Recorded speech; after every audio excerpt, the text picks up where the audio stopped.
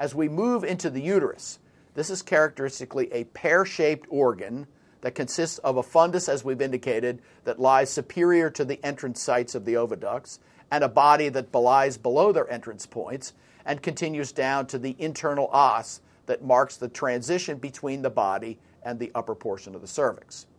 The cervix begins below the internal os and continues to the external os, where it becomes continuous with the lumen of the vagina.